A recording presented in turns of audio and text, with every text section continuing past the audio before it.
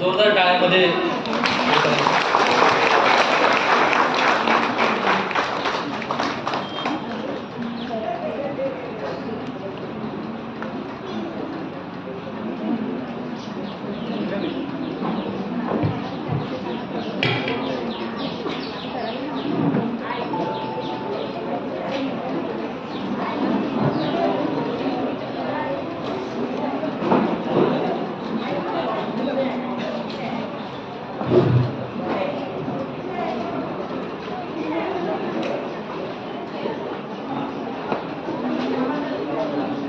सर्वांना जय भीम.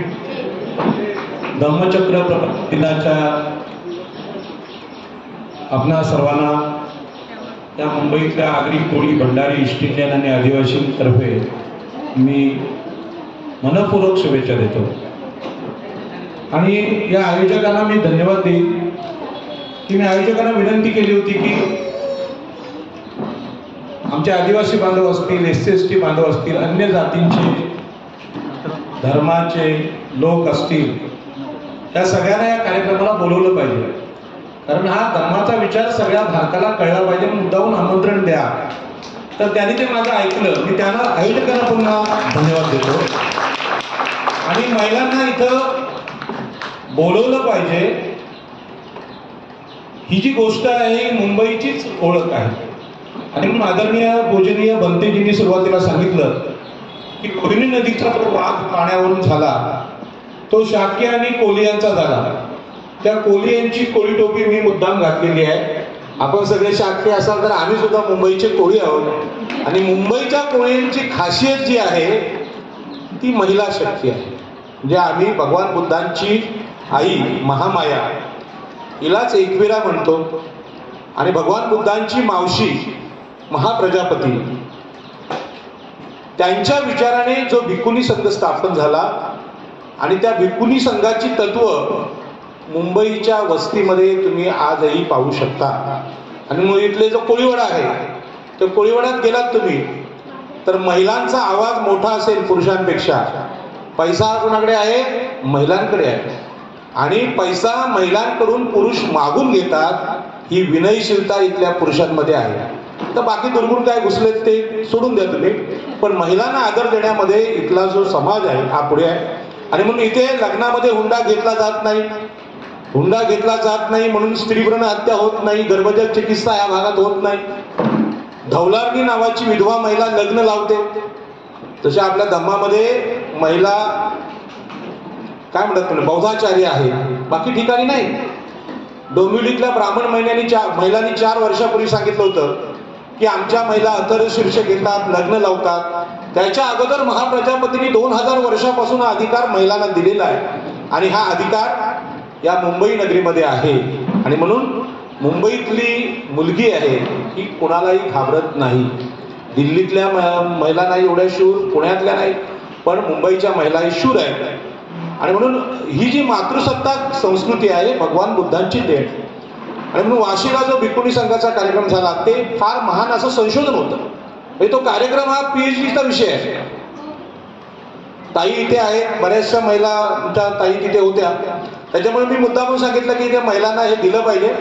कारण जर माझ्यासारखा वक्ता विचारपीठावर बोलत असेल तर विचारांचा कृतज्ञपणा मी महिलांच्याशी करू शकत नाही कुठल्याही व्यासपीठावर. आणि म्हणून मी आयोजकांना सांगतो महिलांना बसवा तिथे. आणि डॉक्टर बाबासाहेब आंबेडकरांची जी देणगी आहे देशाला, महात्मा ज्योतिबा फुले यांची जी देणगी आहे, महात्मा ज्योतिबा फुले यांनी सांगितलं की बाबा स्त्री शूद्राती शूद्र यांचं शोषण या देशात झालं. पण पहिलं शोषण कोणाचं झालंय? स्त्रियांचं झालं. मग पहिली मुक्ती कोणाची झाली पाहिजे? स्त्रियांची झाली पाहिजे. आमची मावशी, आमची आई जर मुक्त झाली, तिला जर स्वातंत्र्य कळलं तर मुलाला स्वातंत्र्य कळेल. आणि म्हणून मी आज जे काय बोलतोय, माझी आई कुठल्याही शाळेत गेली नव्हती, पण आईने मला स्वातंत्र्य शिकवलं, कोणाला घाबरायचं नाही. आणि कोयता घेऊन भांडणासाठी उभी राहिलेली आई मला पाहिली की आता लोक काही म्हणतात की भवानी माता आहे किंवा अन्य कोणी आहे, पण ते सगळी ताकद महाप्रजापतीने दिली, दुसरं कोणीही दिलेली नाही. आणि म्हणून आज ताईने जो कार्यक्रम केला इथे 22 प्रतिज्ञांचा, त्या कार्यक्रमामध्ये सगळं काही वक्त्यांचं भाषण आलेलं आहे. म्हणजे आम्हाला काही बोलायची गरजच नाही. आणि म्हणून हे कार्यक्रम महिलांनी करणं जास्त आहे गरजेचं. तर जी सांस्कृतिक गुलामगिरी घराघरात मांडली जाते ते महिलाच जपतात, आणि म्हणून महिलांनी हे उघड करणं गरजेचं. त्या कार्यक्रमासाठी ताईजी कुठे आहेत? ताईचं अभिनंदन मी करतो. ज्यांनी हे केलं त्यांना सगळ्यांचं अभिनंदन, कारण हे जे अर्थ सांगितले तुम्ही ते अतिशय उत्तम आहे. आणि म्हणून ह्या आयोजनामध्ये बनतेंनी जे रविवारच्या शाळेचा जो प्रयोग इथं केलेला आहे, हा प्रयोग खरं म्हणजे झाला पाहिजे. आजच्या या कार्यक्रमामध्ये तुम्हाला मी मार्गदर्शन करावं असं काही नाही आहे, परंतु अणुशक्ती नगरचा कार्यक्रम आहे. आज देशाला महायुद्धांची भीती आहे, महायुद्ध भडकू शकतं, आणि या महायुद्धामध्ये सगळ्यात मोठी भीती आहे ही अणुबॉम्बच्या हल्ल्याची. जपानने त्याचा अनुभव घेतला आणि देश बेचिराख झाला. आणि ही अणुशक्ती या नगरमध्ये या नगरामध्ये आहे, अणुशक्ती नगरमध्ये आहे. आणि म्हणून या विचारपीठाला आंतरराष्ट्रीय स्तरावर अतिशय महत्त्व आहे. या सभेमध्ये मी जे बोलणार आहे ते डॉक्टर बाबासाहेब आंबेडकरांनी 1956ला आपल्याला हा जो धम्म दिला, तो दिलेला जो धम्म आहे त्या धम्माचं सार्वजनिक जीवनात, देशाच्या सार्वजनिक जीवनात काय महत्त्व आहे, आपण सगळ्या बौद्ध बांधवांनी केलेली जी प्रगती आहे, ती प्रगती आमचे आदिवासी बांधव असतील, आम्ही ओबीसी बांधव आहोत, यांचं निरीक्षण काय. आणि म्हणून मी सांगितलं की प्रत्येकाने बोललं पाहिजे. लोकशाही आहे, आपण हुकुमशाहीचं समर्थन करत नाही. राजाराम पाटील एकमेव वक्ता नाही चालणार. लोकशाहीमध्ये प्रत्येकाने बोललं पाहिजे, खास करून महिलांनी बोललं पाहिजे. आणि म्हणून आज हा जो कार्यक्रम आहे, या कार्यक्रमाच्या आयोजकांनी मला बोलवल्यानंतर मी त्यांना धन्यवाद दिले. देशाच्या ज्या समस्या आहेत आत्ताच्या, याच्यावर आपण बोललं पाहिजे. या कार्यक्रमाला संख्या कमी असली तरी हा कार्यक्रम आपल्याला माहित आहे इंटरनेटच्या माध्यमातून, सोशल मीडियाच्या माध्यमातून जग पाहतं. आमच्या विपुली संघाच्या कार्यक्रमात जे विषय झाले वाशीच्या, त्या कार्यक्रमात मीडियाच्या बाबतीत आपण जागरूक नसल्यामुळे अनेक विषय बाहेर कळले नाहीत. पण आजचा हा जो कार्यक्रम आहे, हा कार्यक्रम सांस्कृतिक अर्थानं अतिशय मोठा कार्यक्रम आहे. धम्माची जी चळवळ आपल्या देशातली आहे, त्या चळवळीबद्दल ओबीसींना काय वाटतं, देशातले जे वेगवेगळे आंदोलन चालू आहेत, काही जरा त्याला शांत करा. काय वाटते लोकांना हे आम्ही सांगितलं पाहिजे. आणि म्हणून यामध्ये पत्रकार कोणी असतील तर पत्रकारांनी या कार्यक्रमाचं वृत्त लिहिलं पाहिजे. हा कार्यक्रम देशाच्या दृष्टीने खरोखर खूप महत्त्वाचा आहे. आणि म्हणून ह्या 22 प्रतिज्ञा ज्यावेळी सांगितल्या, त्या 22 प्रतिज्ञांबद्दल समाजात फार मोठे गैरसमज आहेत की मी ब्रह्मा विष्णू महेश यांना देव मानणार नाही. ही बाबासाहेबांनी दिलेली प्रतिज्ञा आहे, ती त्याचा हिंदू समाजामध्ये फार विपर्यास लावला जातो. आपण तेवढंच बोलून मोकळं होतो, परंतु त्याच्यावर बाबासाहेबांनी फार मोठं साहित्य लिहिलं. आणि ते साहित्य बाकीच्या समाजाला आम्ही जोपर्यंत सांगत नाही तोपर्यंत लोकांचे गैरसमज आहेत. पण माझ्यासारखा हिंदू धर्मातला एखादा माणूस तिथे उभा राहतो आणि मग ती पोस्ट एखादी सोशल मीडियावर जाते आणि मग लोक आम्हाला प्रश्न विचारतात, बाबा हे काय, तर त्याचा अर्थ आम्ही समजवला पाहिजे. आणि म्हणून या कोकण भूमीची ओळख, हा जो ठाणे, रायगड, मुंबई, पालघर हा जो परिसर आहे, हा भगवान बुद्धांच्या काळात अपरांत प्रदेश म्हणून ओळखला जात होता. रायगड जिल्ह्याचं गॅजेट तुम्ही पाहिलं, मुंबईचं गॅजेट पाहिलं, तर या भागामध्ये दर 25 किलोमीटरवर बौद्ध लेणी होती. आणि ही बौद्ध लेणी आज आहेत. कदाचित या BRCच्या डोंगरामध्ये ती लेणी असू शकतात. पलीकडे उरणच्या डोंगरामध्ये लेणी आहेत, मी जिथे राहतो तिथे. नवी मुंबई एअरपोर्ट जिथे होतोय तिथे बौद्ध लेणी होती. ती वाचवण्याचं आंदोलन आपण 29 दिवस केलं, कोरोनामध्ये बंद झालं. तर ही बौद्ध लेणी मुंबईमध्ये सुद्धा पाहायला मिळतात. आणि या बौद्ध लेण्यांमध्ये आमच्या भिक्खू संघानं जे काम केलं होतं त्या कामाचं प्रतीक म्हणून या भागामध्ये लग्नामध्ये हुंडा न देण्याची एक चांगली परंपरा आहे. आणि ती परंपरा स्त्रियांचा सन्मान करते. आणि स्त्रियांचा सन्मान करणं ही खरं म्हणजे धम्माची खरी ओळख आहे. महाप्रजापतींनी संपूर्ण जगाला दिली की मुक्तीचा अधिकार अनंत होण्याचा अधिकार केवळ पुरुषांना नाही तर तो महिलांना सुद्धा आहे असं सांगणारा बौद्ध धम्म हा जगातला एकमेव धम्म आहे. बाकी कुणाला त्या गोष्टी समजलेल्या नाही आणि म्हणून मुंबईची ती ओळख आहे. तर आजच्या घडीला ताईने जे 22 प्रतिज्ञांचं इथे स्पष्टीकरण दिलंय, प्रतीकातून समजवलंय, हे फार गरजेचं आहे. याच्यावर खूप चिंतन येणं गरजेचं आहे. बाकीचे लोक जे आहेत त्याबद्दल गैरसमज तयार करतात आणि मग गोंधळ होतो.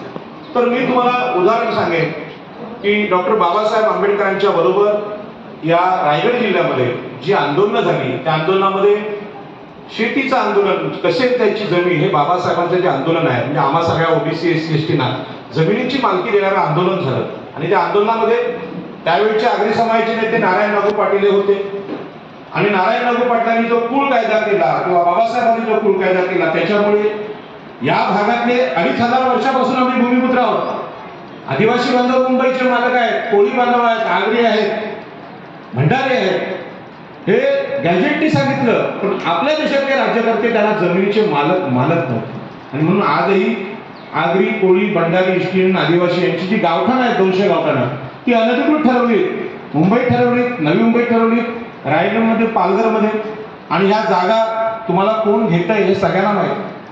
परवा डोंबिवलीमध्ये असा एक घटना घडली की 53 एकर जमीन तिथले आगरी लोक कसतात आणि कुळ कायदा जो बाबासाहेबांनी केला तो कोणासाठी केला? मनुस्मृतीने 1000 वर्ष ज्यांना जमिनीची मालकी दिली नव्हती त्यामध्ये पहिल्या स्त्रिया आहेत. म्हणजे शेतीचा शोध स्त्रियांनी लावला आहे, जगाला मान्य आहे. तर सातबाऱ्यावर महिलांना आजही अधिकार दिला जात नाही. आज तुम्ही सुशिक्षित महिला BRC मध्ये फ्लॅट असतील तुमचे, पण नवराच सांगतो एकच नाव पुरुषाचं, पण दुसऱ्या दारावर महिलेचं पण नाव पाहिजे, पत्नीचं नाव पाहिजे, मुलीचं नाव पाहिजे. इथपर्यंत आपणही पोहोचलेलो नाही. आणि म्हणून बाबासाहेबांची जी संकल्पना आहे त्यामध्ये स्त्रियांना जमिनीची मालकी भेटली पाहिजे, मागासवर्गीय ओबीसी एससी एसटींना भेटली पाहिजे. त्यासाठी बाबासाहेबांनी आंदोलन केलं आणि त्या आंदोलनामध्ये आगरी समाज, कोळी समाज मोठ्या प्रमाणात होता. आणि या आंदोलनाने देशाला कोण कायदा दिला की जो जमीन कसतोय त्याला जमिनीची मालकी भेटली पाहिजे, मग तो आदिवासी असेल कोणी असेल. परंतु या कायद्याचं उपयोजन आतापर्यंत झालं नाही. आणि म्हणून बाबासाहेब आंबेडकरांच्या बरोबर ज्या पहिल्या पिढीने काम केलं त्यांनी काही जाहीररित्या वक्तव्य केली नाही. पण लोकनेते दिबा पाटील आमच्याकडे असे, आता नवी मुंबई विमानतळाला दिबा पाटलांचं नाव द्या, बाळासाहेब ठाकरेंचं नको, असं आमचं आंदोलन चाललं. आणि त्या आंदोलनामध्ये दिबा पाटलांचं नाव द्या, ते दिबा पाटील यांनी ही जी 22 प्रतिज्ञा आहेत यांचं पूर्ण आचरण केलं होतं. ते देव मानत नव्हते आणि लोकमतने त्यांच्या मृत्यूला बातमी छापली होती की देव न मानणारा देव माणूस, लोकनेते दिबा पाटील. आणि त्यांचं पूर्ण जीवन बाबासाहेब आंबेडकर, महात्मा ज्योतिबा फुले, राजर्षी शाहू महाराज यांच्या मार्गावर चाललं. दुसरे नेते होते दत्ता पाटील, त्यांनी सुद्धा अशाच प्रकारचं जीवन इथे चालवलं. आजच्या घडीला तुम्ही सगळेजण जमला आणि म्हणून 2 मुख्य विषयावर मी बोलणार आहे. त्यानंतर आमचा वाशीला इथे भिक्खुनी संघाचा कार्यक्रम झाला, तिथे दुसरा कार्यक्रम होते की कोलीय जे समाज आहे त्यामध्ये आगरी, कोळी, भंडारी हे छत्रपती शिवाजी महाराजांच्या आरमारांचे लोक. आणि जिथे जिथे नद्या आहेत, जिथे जिथे समुद्र आहे तिथे त्यांची वस्ती असते. जे पाण्यावरून भांडण झालं शाक्य आणि कोलियांचं, त्या रोहिणी नदीच्या काठावर हेच भांडण होतं की पाणी कोणाचं. आणि आम्ही पाण्याच्या ठिकाणी राहतो, समुद्राच्या, मुंबईच्या समुद्रावर आहोत. परंतु या देशातले जेवढे कायदे झाले, बाबासाहेबांनी कुळ कायदा केला, जमिनींची मालकी भेटली, जंगल सत्याग्रह चिरनेरला माझ्या गावाजवळ झाला, त्याचं नेतृत्व बाबासाहेबांनी केलं, मनुस्मृती दहन केलं. आणि हा धम्मचक्र प्रवर्तन दिन, आता धम्मचक्र प्रवर्तन दिन हा भारताच्या मुक्तीचा कार्यक्रम आहे, परंतु ते सगळेजण स्वीकारत नाहीत. आणि म्हणून आता जे आमचे भाऊ सगळे आदिवासी सगळे बांधव बोलले धम्मचक्र प्रवर्तन दिनाच्या शुभेच्छा, धम्म हा शब्द इथे येऊन उच्चारणं ही सुद्धा खूप मोठी गोष्ट आहे, खूप मोठी गोष्ट आहे. ही सुरुवात आहे. सगळ्यांना सोपं जात नाही, ते अवघड काम. आणि म्हणून हे सगळं शिक्षण बाबासाहेबांनी जसं पहिलीच्या मुलांना कसं शिकवायचं तर ते तशा प्रकारे दिले, ते लोकांना समजत नाही. आणि म्हणून शालेय शिक्षणामध्ये गणेशाचा हे तसंच राहिलं.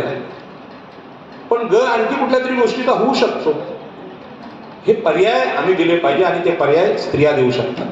तर मी या कार्यक्रमामध्ये अधिक काही बोलणार नाही, परंतु 2 ज्या घटना महत्वाच्या आहेत त्यावर भाष्य करणार आहे. आणि त्याच्यावर आपण चिंतन करावं की आमचा भिक्खू संघ आहे, भिक्खुनी संघ आहे, हा समाजाचा मार्गदर्शक असतो. बाकीचे जे साधू आणि संन्यासी आहेत तसं नाही. हे उत्तम शिक्षित लोक असतात, हुशार लोक असतात आणि समाजाच्या सगळ्या प्रश्नावर बोलत असतात. आणि म्हणून त्या भिक्खुनी संघाचा आदर करून मी सांगतो की आज महाराष्ट्रात अतिशय मोठी घटना घडते. म्हणजे या महाराष्ट्रातला मराठा समाज आहे हा आज आरक्षण मागतोय. आणि जर आम्हाला आरक्षण भेटलं नाही तर आजचा दिवस हा त्याचा शेवटचा दिवस आहे. आणि त्यांनी प्राणपणाला लावले की जर आम्हाला आरक्षण नाही भेटलं, रांगे पाटील म्हणतात, तर मी माझ्या पत्नीचं कुंकू पुसून आलोय, मी माझा जीव सुद्धा द्यायला तयार आहे. अशा प्रकारची टोकाची भूमिका घेतलेली आहे. आणि बाबासाहेब आंबेडकरांनी साऱ्या देशाला बंधुत्व शिकवलं. भगवान बुद्धांनी प्राणी मात्रांचा सुद्धा आदर करा असं सांगितलंय. त्याच्यामुळे ते जे आंदोलन आहे त्या आंदोलनावर भाऊ म्हणून आपण या देशातले सगळेजण आपण एक एक भाऊ आहोत, तर आपण त्यावर सांगितलं पाहिजे की मुळात या देशामध्ये आरक्षण देण्याची वेळ का आली. बाबासाहेब आंबेडकरांनी ज्या गोष्टी 22 प्रतिज्ञा दिल्या त्याच्यामध्ये इथे हे जे शेवटचं हे आहे, ताई जरा द्या ते, हे हा कागद द्या, हा तो द्या. तर याच्यामध्ये जे आम्ही तिथे बाजूला उभं होतो म्हणजे फोटो काढायला नाही, आम्ही वाचत होतो हे. आणि याच्यामध्ये काय म्हटलंय त्यांनी, माझ्या जुन्या मनुष्य मात्राच्या उत्कर्षाला हानिकारक असणाऱ्या आणि मनुष्य मात्राला असमान व नीच मानणाऱ्या हिंदू धर्माचा मी त्याग करतो व बुद्ध धर्माचा स्वीकार करतो. बाबासाहेबांनी प्रतिज्ञा दिली. ही प्रतिज्ञा देण्याचं कारण काय की या देशामध्ये जी मनुस्मृती आहे आजही आहे, ती मनुस्मृती प्रतिकात्मक दृष्ट्या बाबासाहेबांनी महाडला जाळली. ही मनुस्मृती का जाळली? या मनुस्मृतीने पहिला अधिकार स्त्रियांना नाकारला. स्त्रियांना शिक्षणाचा, संपत्तीचा, वारसा हक्काचा, सर्व प्रकारचे अधिकार स्त्रियांना नाकारले. आता माझ्या आईलाच जर अधिकार नसेल तर मला कसा मिळणार? हे स्त्रियांना सगळे अधिकार नाकारले. त्यानंतर ओबीसी, एससी, एसटी यांना सुद्धा सर्व प्रकारचे अधिकार, मानवी अधिकार नाकारले. मनुस्मृतीची ओळख सांगताना या देशातला जो नागरिक आहे तो कमी पडतो. फक्त आंबेडकरी चळवळीचे लोक मनुस्मृतीची ओळख सांगतात, पण ते लोकांना काय वाटतं की नाही यांचा हिंदू धर्माला नेहमी विरोध आहे म्हणून ते मनुस्मृती जाळतात. मनुस्मृती जाळण्याचं कारण या देशातल्या 50% स्त्रियांचे अधिकार मनुस्मृती नाकारते, म्हणून ते अधिकार नाकारते. मग ही जी जुनी माणसाच्या उत्कर्षाला हानिकारक असलेली मनुस्मृती आहे ती बाबासाहेब आंबेडकरांनी जाळली आणि भारताचं नवी संविधान दिलं. परंतु स्वातंत्र्यपूर्व काळात डॉक्टर बाबासाहेब आंबेडकरांनी ही गोष्ट सांगितली की या देशामध्ये मनुस्मृतीची जी धार्मिक रचना आहे ती माणसाला सगळ्या प्रकारचे अधिकार नाकारते. आणि ज्यांना हे अधिकार नाकारले गेलेले आहेत ते लोक आहेत ओबीसी, एससी, एसटी आणि स्त्रिया. पण नाकारले म्हणजे काय आकाशातल्या देवाने किंवा आकाशातल्या चमत्काराने नाकारले नाहीत, तर मनुस्मृतीचे अधिकार नाकारण्यासाठी ज्या लोकांनी काम केलं ते या देशातले ब्राह्मण, क्षत्रिय, वैश्य हे उच्चवर्णीय लोक आहेत. मग ह्याने अधिकार नाकारले आणि म्हणून बाकीचे लोक मागे पडले. मग मागे पडलेल्या लोकांना ब्राह्मण, क्षत्रिय, वैश्य यांच्या इतकं संपत्तीवान, इतके अधिकार देण्यासाठी आरक्षण दिलं पाहिजे ही बाबासाहेबांची भूमिका आहे. पण ज्यांच्यामुळे ह्या घटना घडल्या त्यांना आरक्षण कसं देता येईल? त्यांना आपण आरक्षण देऊ शकत नाही की ज्यांना नाकारलंय त्यांना दिलं पाहिजे. आरक्षणा मागची संविधानाची, समतेची भूमिका, सामाजिक भूमिका देशात आज मांडणारा कोणी राहिला नाही. आणि म्हणून त्याची उलटी सुरुवात झाली. आज आपल्याला माहित आहे की आर्थिक दुर्बलांच्या नावाने जे लोक पूर्वी लोकांचे शोषण करायचे त्यांना ईडब्ल्यूएस आरक्षण दिलं गेलं. ईडब्ल्यूएस आरक्षणाची घरं आज सिडकोची 65,000 घरं पडून आहेत. 2 लाख घरं पंतप्रधान आवास योजनेची आहेत, पण त्यांना एससी, एसटी, ओबीसीचं आरक्षण कोणी लावत नाही, ईडब्ल्यूएसचं लावलं जातं. आता ईडब्ल्यूएस म्हणजे काय? आर्थिकदृष्ट्या दुर्बल. आर्थिकदृष्ट्या दुर्बल कोणी होऊ शकतो. विजय मल्ल्यासारखा उद्योगपती बीके कंगाल होऊ शकतो, म्हणून त्याला काय तुम्ही गरीब म्हणणार का? त्याच्या कर्माने तो गरीब झाला. परंतु स्त्रिया, एससी, एसटी, ओबीसी यांना मागासवर्गीय ठरवण्याचं काम इथल्या धर्माने केलं, इथल्या मनुस्मृतीने केलं. तो जन्मताच गरीब असतो, जन्मताच मागासवर्गीय असतो, मरेपर्यंत मागासवर्ग असतो. आणि ही भारतातली जी व्याख्या आहे ती लोकांच्या लक्षात येत नाही. आणि म्हणून आज आरक्षणाची मागणी मराठा बांधव करतायत. मराठा बांधव या महाराष्ट्राच्या सत्तेमध्ये स्वातंत्र्यापासून कायम आहेत. मुख्यमंत्री, गृहमंत्री, महसूल मंत्री सगळे आहेत. शिक्षण संस्था त्यांच्याकडे आहेत. जमिनी 60% आहेत, पाणी 60% आहे. असं असताना जर मागासवर्गीय आरक्षणाची मागणी झाली तर आदिवासींनी काय करायचं? माझा प्रश्न आहे. आदिवासींची अवस्था काय? मागासवर्गीय म्हटलं तर SC STतल्या अनेक जाती आहेत, त्यांनी काय करायचं? आणि म्हणून बाबासाहेब आंबेडकरांनी अत्यंत सखोल असं उत्तर दिलं होतं, तुमच्या आरोग्याला, मनुष्य मात्राच्या उत्कर्षाला हानिकारक काय हे आम्ही टाळलं पाहिजे. आणि म्हणून धम्मचक्र प्रवर्तन दिन हा सगळ्या समस्येवरचं उत्तर आहे. कशा अर्थानं? ज्या मनुस्मृतीच्या चालीरीती आहेत, विषमतेच्या चालीरीती आहेत, त्या आम्ही सोडल्या पाहिजे. आणि आज फेसबुकला एक आर्टिकल आलेलं आहे आणि ते आर्टिकल फार सुंदर आहे. लोंढे नावाचे कोणीतरी आहेत, त्यांनी लिहिलंय की बौद्ध बांधवांनी जी प्रगती केलेली आहे ती केवळ आरक्षणाच्या जोरावर केलेली नाही, तर या 22 प्रतिज्ञांमुळे बौद्ध बांधवांची प्रगती झालेली आहे. त्यांना चुकीच्या चालीरीती त्यांनी सोडलेल्या आहेत आणि विज्ञानवादी विचार स्वीकारल्यामुळे पैसे जर खिशात आले ते खर्च कुठे करावे हे सुद्धा बौद्ध बांधवांना या देशामध्ये कळलेलं आहे. आणि पैशाचा दुरुपयोग कोण कोण करत आहे? मी इतर समाजांना बोलणार नाही, परंतु बाबासाहेब आंबेडकरांच्या कुळ कायद्याने आमच्याकडे जमिनी आल्या आगरी कोळ्यांकडे. कुळ कायद्यानंतर इथे मुंबईचा विकास झाला. या मुंबईच्या विकासामध्ये जमिनीला प्रचंड मूल्य आलं. नवी मुंबईत दिबा पाटलांनी आंदोलन केलं, 12.5% भूखंड आम्हाला भेटले. तुम्हाला अभिमानाने सांगितलं, जर कुळ कायदा झाला नसता तर जमिनीला नाव आमचं लागलं नसतं आणि दिबा पाटलांनी आंदोलन केलं नसतं तर 5 कोटी 1 कोटी रुपये गुंठ्याच्या जमिनीला भाव आला नसता. पण हा पैसा आल्यानंतर त्या पैशाचा वापर कसा करावा याचं पंचशील आमच्याकडे नव्हतं. म्हणजे पंचशील म्हणजे एकच शील सांगेल की दारू पिऊ नका. दारू जर आम्ही प्यायला नसतो तर हा पैसा बारमध्ये गेला नसता, तो पैसा शिक्षणाकडे गेला असता.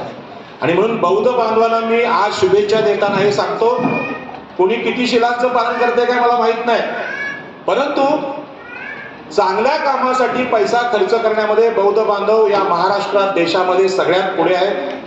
आणि त्यामुळे पैशाचा उपयोग शिक्षणासाठी झाला.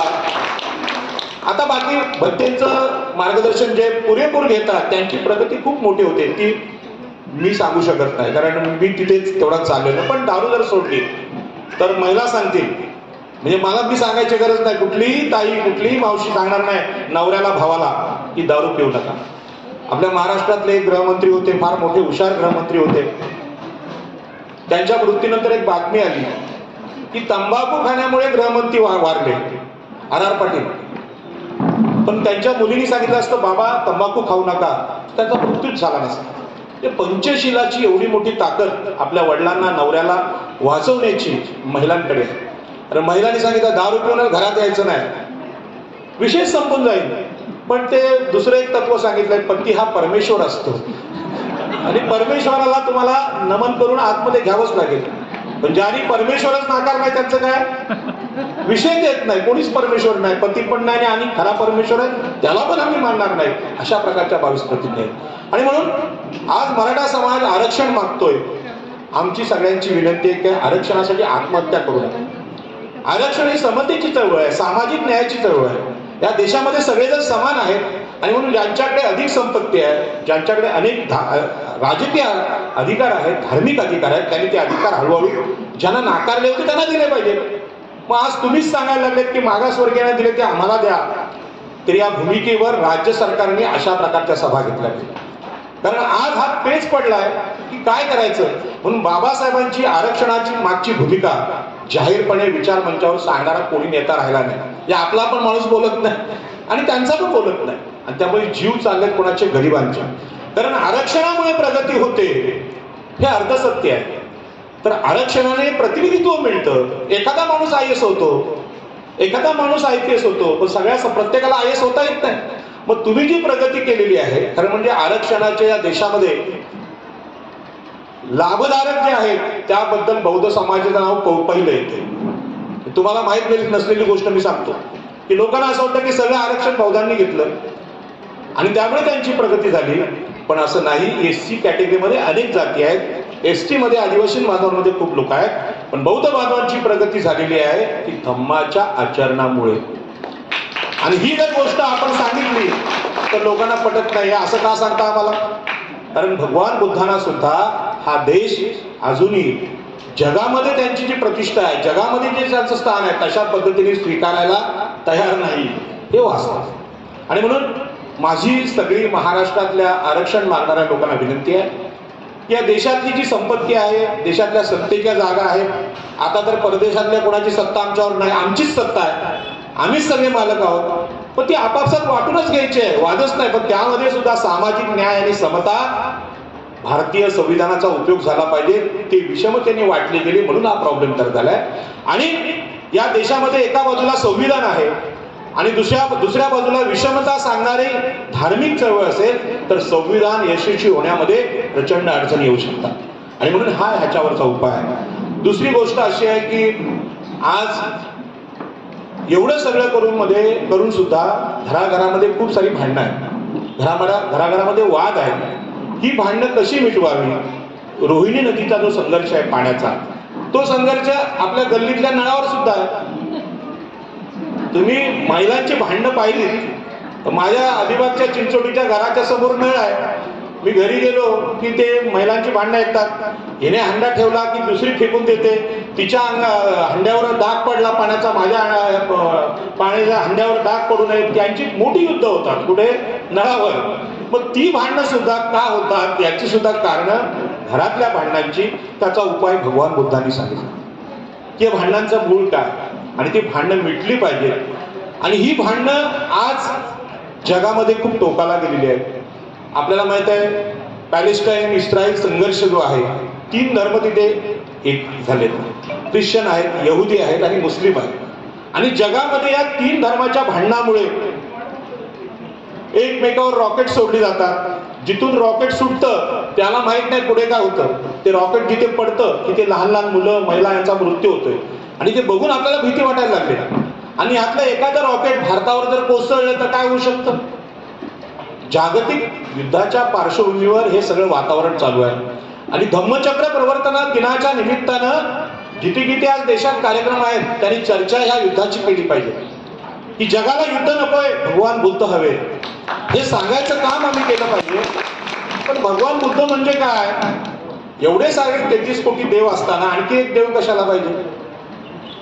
कारण लोक असं समजतात, आज राष्ट्रीय स्वयंसेवक संघाचा पण मेळावा नागपूरला होईल. ते म्हणतात हा भगवान बुद्धांचा धर्म आहे, तो धम्म नाही, तो पंथ आहे. महावीरांचा धर्म आहे, तो आमचा पंथ आहे. शिखांचा धर्म आहे, शीख, तो सुद्धा पंथ आहे. आणि याचे सगळे प्रमुख आम्ही मनुस्मृती मानणारे हिंदू आहोत. पण हे फरक सांगायचे कोणी? भगवान बुद्धांनी अशा प्रकारचा चमत्कारिक देव, स्वर्ग, नरक चमत्कार नाकारलेला आहे. ज्यांनी देवच नाकारलाय तर तुमचा सदस्य कसा होऊ शकतो? ह्याचं विश्लेषण न झाल्यामुळे आणि ह्याचा अर्थ न सांगितल्यामुळे आज असा प्रश्न झाला की 3 धर्म जगामध्ये एकामेकांचा जीव घ्यायला निघाले. आणि 3 धर्माची लोकसंख्या तुम्ही देशातली पाहिली तर जागतिक महायुद्ध आता होऊ शकतं. आणि म्हणून जागतिक महायुद्धाच्या पार्श्वभूमीवर आपण इथे बसून राहू शकत नाही. ते रॉकेट आमच्या देशात येऊ नये किंवा इस्रायलचा एखादा लहान मुलगा, आई यांचा जीव जाऊ नये याच्याविषयी करुणा आम्ही ठेवली पाहिजे. की भगवान बुद्धांची करुणा फक्त पंचशिलामध्ये, बुद्धवंदनेमध्ये ऐकायला यायची, ऐकायचं आणि सोडून द्यायचं असं नाही.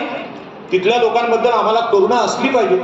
आपल्या देशाने पॅलेस्टाईनच्या लोकांना अन्नधान्याची मदत दिलेली आहे, याबद्दल मी आमच्या सरकारचं, केंद्र सरकारचं आभार मानतो की अशी करुणा, अशी मदत आम्ही केली पाहिजे.